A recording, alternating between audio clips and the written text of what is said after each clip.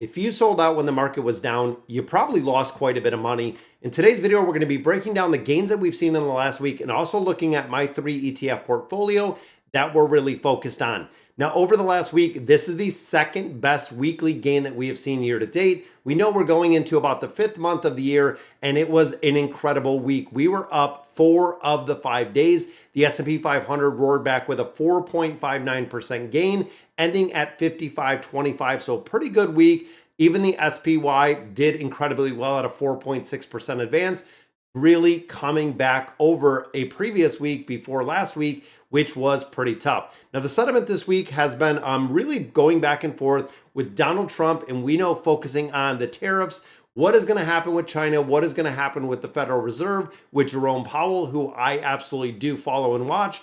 And of course, they had said there's no intention of removing Powell from his position. Came as a relief to economists as well as the economy really worldwide. It just seems like it's a bunch of noise.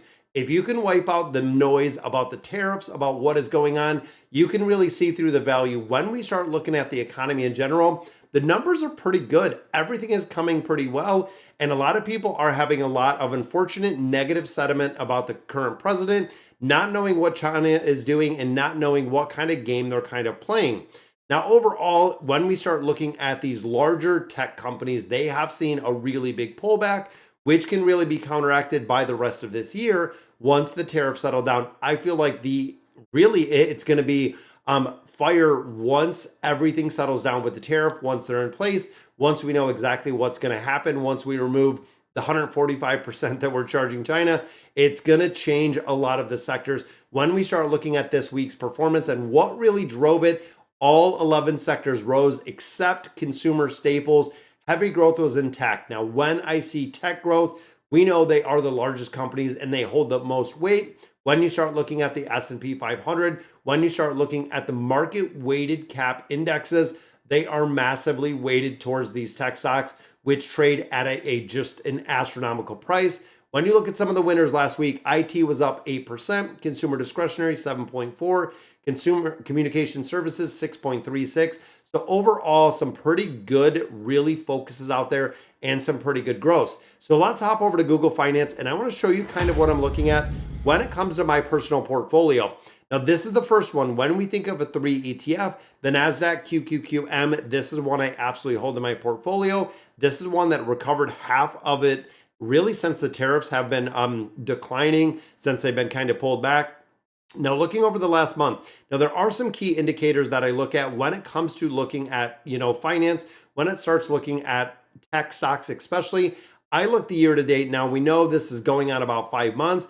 When you start looking at 1 year, thinking of your investment strategy and thinking of investing overall, we're looking at about a 5-year runway should be normally what you're looking at when you start really focusing on the build, when you start focusing on the investment strategy itself. In 1 year, so in the last 12 months, we are still up almost 10%. That's about average for the S&P 500. Now, this, of course, is based on the NASDAQ 100, which is tech heavy. It takes out all of those finance, and it is based on the NASDAQ 100.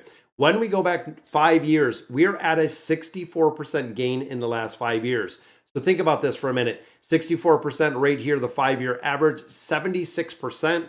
The S&P 500 gains roughly about 10 to 11% per year, which we've seen over the last 10 years.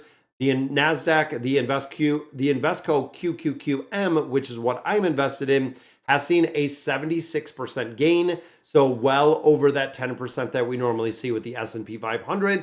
And I do hold this as the majority of my portfolio. Right now, it is about 40% of the portfolio.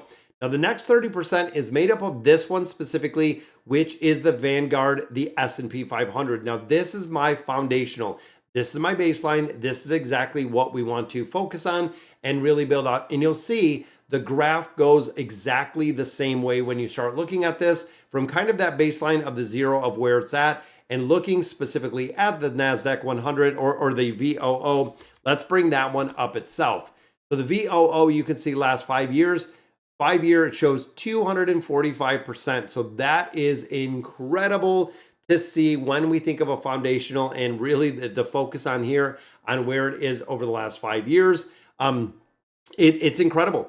This is where money comes from. This is where the stock rallies come from. This is where building true wealth and wealth generation. Think about an individual. If you're investing into something like the S&P 500, this is the only ETF that you hold. Putting money in here for an extended amount of time is going to yield some absolute amazing results.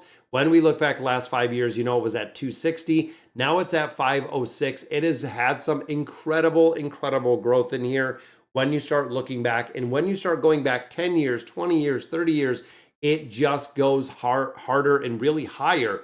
Now, the third part of the portfolio, but with this one, we do hold 30%. So we have 40% in that tech heavy, that QQQM. We have 30% in the VOO. And the final 30% is the Charles Schwab, that US dividend, which is really the growth, or not really the growth fund. It is the dividend. It is the overall, the SCHD is what we do hold. This is the US dividend equity. This is the income base. This is what is going to build the portfolio when we look at our 5 years. Again, 5 year, a little bit lower than we normally see. A lot of people are saying this has been underperforming for a considerable amount of time.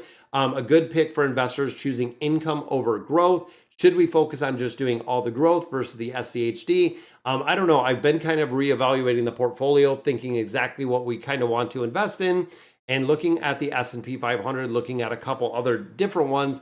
The SCHD at this point might not be a very good buy. We know, again, we've seen some growth over the last couple of years, but when you start thinking in terms in relationship to kind of comparing these to like the S&P 500, you can see even here where the growth was a lot different, where you can see 55% compared to 94% that it's up, getting a lot more growth out of the S&P 500 versus having the dividend income that we're seeing with the SCHD, which again makes a big difference. Now, the SCHD I hold as my third part, my other 30% in that portfolio, meaning we're focused on a little bit of growth. And as we are getting dividends from this every single quarter, those dividends are being reinvested right into the portfolio. With that 3 ETF portfolio, it becomes incredibly easy to just kind of set it and forget it. When we have 40% in the QQQM, 30% in the VOO, and 30% in the SCHD, all we have to do is make contributions on a regular basis, and it will grow that portfolio over time. Now, when you get to the point of retirement, you can actually flip-flop it a little bit, putting more in really a focus into the income generation that we have with dividends that can replace or supplement your Social Security income when you get ready to retirement. But at this point in my life, I am focused a lot more in the growth aspect, and I do want to build up and really build out the portfolio as high as possible, getting those balances as high as possible within the growth, the compounding factor in there really making a big difference, and making sure that we have the ability to build that and turn it on and off as we need that dividend income. All right, guys, so that is going to do it for today's video. Let me know in the comments what you guys think, and as always, thank you guys for watching.